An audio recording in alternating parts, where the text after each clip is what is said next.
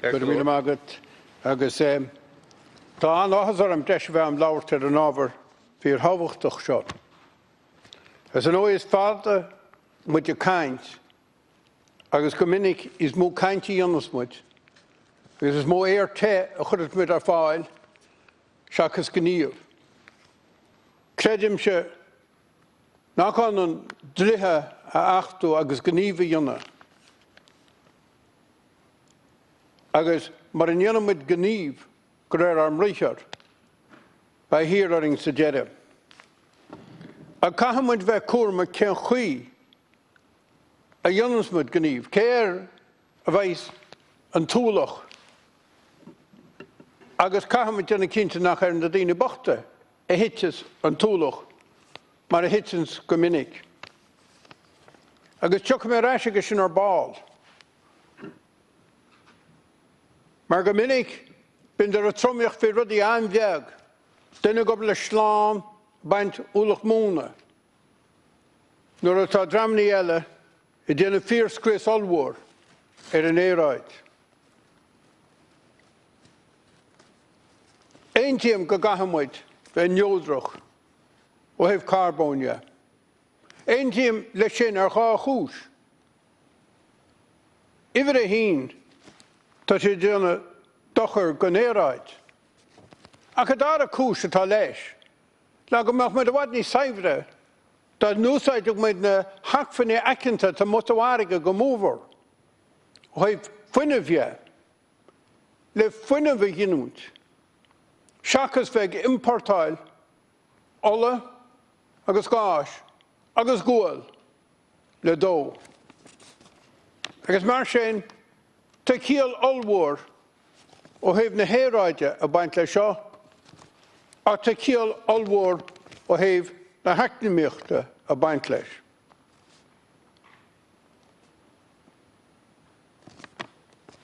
As I said in Irish, it makes full sense to tackle the climate action issue. I'm not so convinced as everyone else seems to be that passing endless legislation and drawing up endless plans is the same thing as delivery. In my view, the last 10 years were wasted. Very little has happened. We haven't looked at our economic model. We have generated more renewable energy, but we're still only at the tip of the iceberg. But we've had a lot of talk. We've had a lot of hot air. So this time, government needs to act. And I'll come back to the role of government in this again. Because you cannot, and we should not in this House, devolve decision-making to unelected people. It deprives the people of their democratic right to do that. Now, the Minister's target is ambitious. By 2030, he wants to reduce the greenhouse emissions by 51%, and it is very laudable, and it is one I fully support, but I'd like to know what are the concrete proposals by which he's going to do this.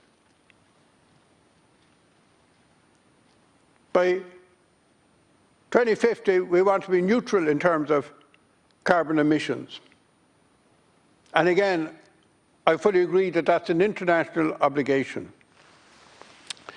I am somewhat intrigued by Section 3 of the bill, where there's a limitation of liability, which seems to say that, the law is there, but if you don't fulfil the law, there's no entitlement to financial compensation or remedy if there is a failure to comply with or breach the Act. I'd love clarification on what that means. Now, the thing about climate change is it needs immediate action with a long-term plan. And what I mean by that is we need to decide what we're going to do now. But some of the things we'll decide to do will take time to do them. We know how torturous and slow our planning processes are. We know how slow in the modern world, when you've done all the studies you have to do, from ecological point of view and so on. It is to actually get things up and running. And if we want some results, and some significant results by the end of the decade, we'd want to actually have decided by the end of this year what we're going to do and have a 10-year plan of clearly where we're going.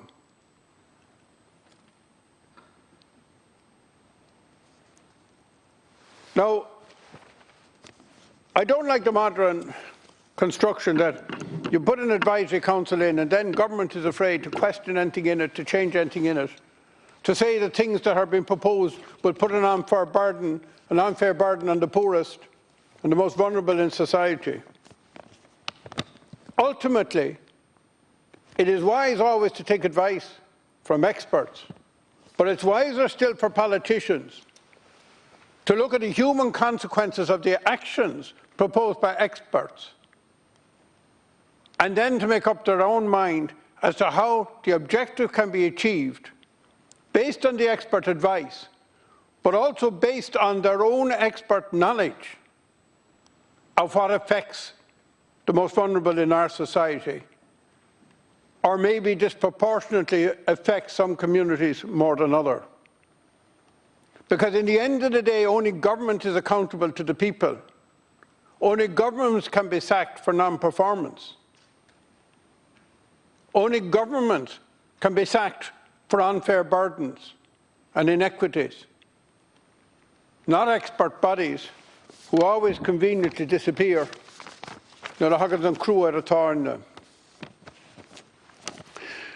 Now I see that every county is meant to have a plan, but a lot of the things we need to do are much bigger than counties. I'll be talking more about that again. And it is fine that every county would have a plan and it would be part of its local plan. But here again, ultimately, plans are now dictated to not by local elected politicians, but by the regulator and what they believe the law says. But we'll discuss that again another day. But whereas micro and individual action is important, this problem is much bigger than that if we're really going to tackle it. So we must go for the big production of energy. And one of the big challenges is if we're going to have data centres in this country, we're going to have to fuel them renewably. It would be a total contradiction in terms if it wasn't an absolute condition of all new data centres that 100%, that they would be 100% carbon neutral. And there's many ways they could achieve that by investing in the renewable sector. But we can't, on one hand, put up consumption of large quantities of energy, on the other hand, then expect that some micro-action by somebody putting a solar panel on an individual house is going to mitigate against that. So if we're going to have a big economy, we're going to have to big carbon neutral energy. We're going to have to decarbonise all of our transport fleet. I don't go along with the popular theory that we're not going to go anywhere, that the only places people will go are places they can go on public transport. I don't think that that's realistic. I don't think it's necessary. But what I do think is that we should 100% decarbonise the fleet. And through using renewable electric, because the use in the grid varies during the day, so most people do not do huge mileage in the day and therefore can recharge at night when the demand is lower and when there's surplus energy available from renewable sources. By using hydrogen and other new technologies that are coming the way, my belief is that this is possible. Now, we all know what happened in the UK when they found oil off the coast of Scotland. But we're sitting on something much better than oil, something that has endless energy in it, and that is the wind and the wave and the tides. That's our nuclear energy, except that it's safe and doesn't pollute. We're probably one of the most advantaged countries in the world in terms of natural resources. We have a huge coastline, and we're going to have to use it.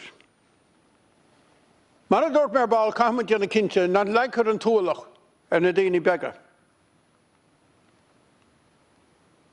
Ergeda she's ni eyebroche. As a adult that she's touching me at Alchum. And I'm going to give a few examples. We introduced lower taxation on cars. And I was agreeable about that at the time, and I have no problem with it. But the problem is that the people who are still driving around the cars that predate the low tax are the poor people who can't afford to buy them. And therefore, they're paying an unfair burden. Every year, even though many of these people don't do much mileage. We're all the time saying we're going to use the carbon tax, which I have great doubts about its efficiency and its effectiveness. That we're going to use the carbon tax to insulate homes for poorer people. But the poor people in my constituency, the people in the worst houses, it's not insulation they need a total renovation of the house. And when they apply for insulation, they're told the house is too bad to insulate, and they can't get the money from anywhere. And then when they do apply for schemes, and I was contacted by the people on the islands, Minister, and you'll be interested in this, and they said they were given a great scheme out in the Aran Islands, except it's not workable. They can't get the money. They can't access the scheme. They can't get the builders. And so many schemes that are meant to be the compensation actually don't work for the little people. And we still salve our conscience that we're looking after them. Now, I'm a great believer. Gafar di nivala, shaksi de chaine. Gafari de vala shakas pinos igararab. And I believe that the proposition of encouraging people, enticing people, making it economic for people to do the right thing is way more efficient than taxing them and penalising them.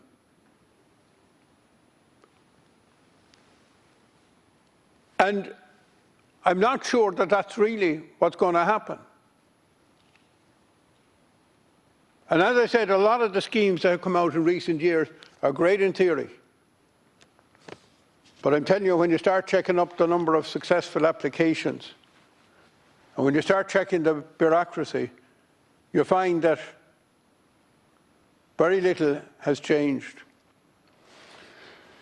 I was talking recently to the people on the Aran Islands, and I think we could have an all-Ireland policy here between Rathlin Island and all the islands off the coast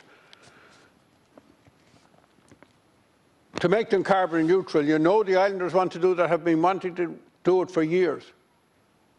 In fairness to the Minister, you might remember we put a few trial electrical vehicles on the islands, and in fact, I was making inquiry, and there are a lot more electrical vehicles on the islands, but again, the cost of buying electric vehicles to go on 5 or 6 miles of road on the biggest island and to go 1 or 2 miles of road, and I should be talking in kilometres, but I'm sure the Minister will understand, on the smaller islands is not economic. It'd be very easy to totally decarbonise the islands. I note in the Galway County Plan there is no provision for small renewable energy. And still we lecture the people. These are people who want to do it, who have their own energy co-op. They're cooperative, but I'm not so sure that the state is cooperative or its agencies.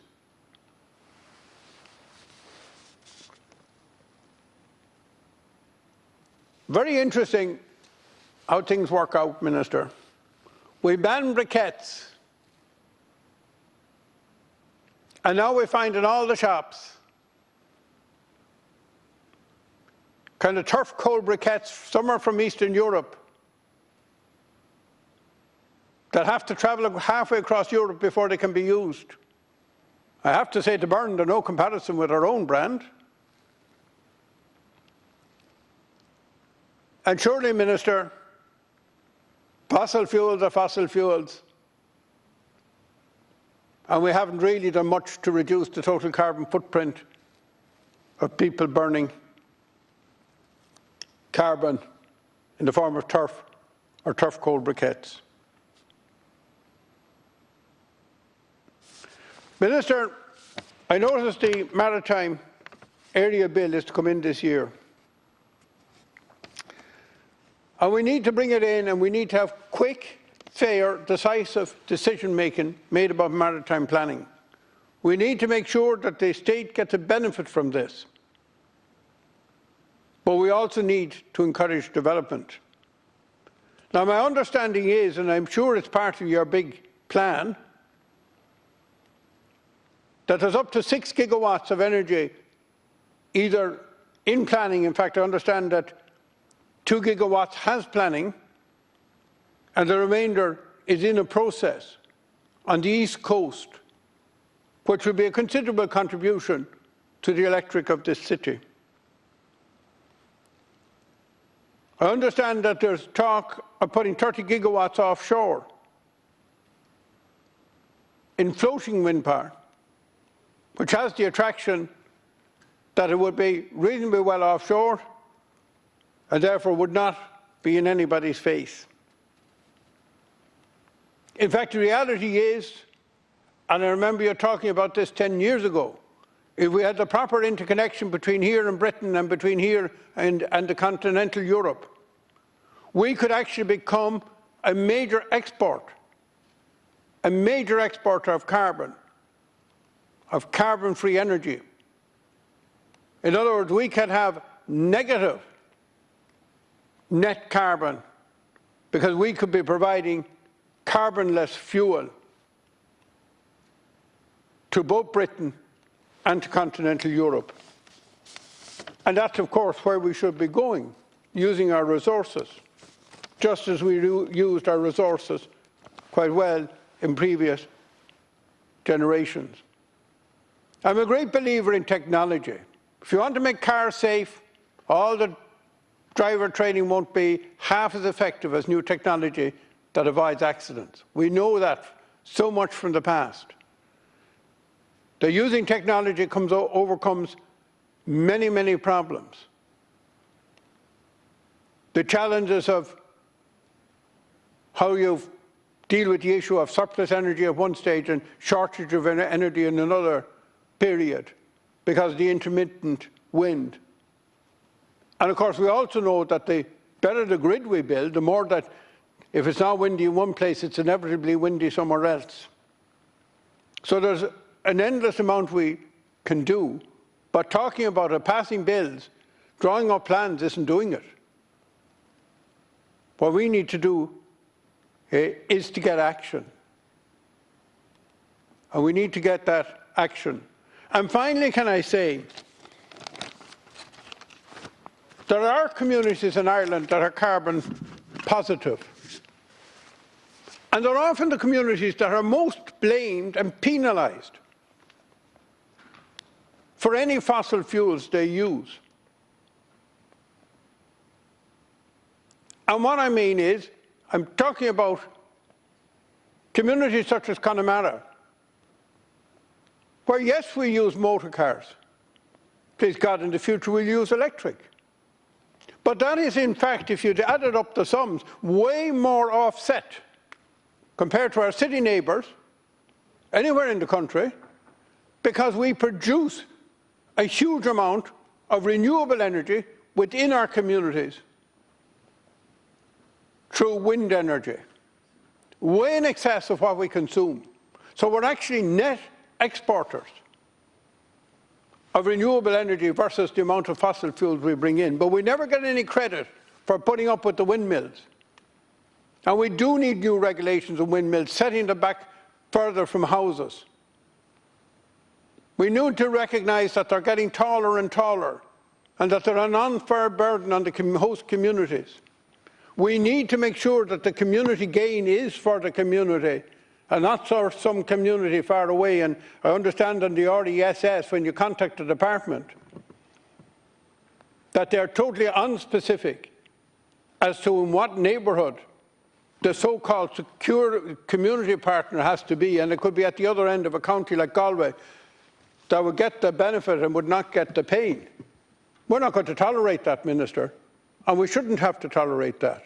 Ní chuirtim muid tús leis, bí dearmh í cinnte chuir sin, agus cathair daile lena ceistní seo, agus cathair céidiún tá thuairt go na pobal. Atá sásta chuir sús leis na toibríní cuiche. Agus atá ligand go dhinúnt, mór dhinúnt, leictreachas tarlú in na bobbal hain. Agus ag an am ceanna, go bhfuil pianos a gháil orm in neall coppla beithíoch a bheith acu, cuirí a bheith acu, cá a bheith a teach acu, agus aire ní ghlachar sin níos mú.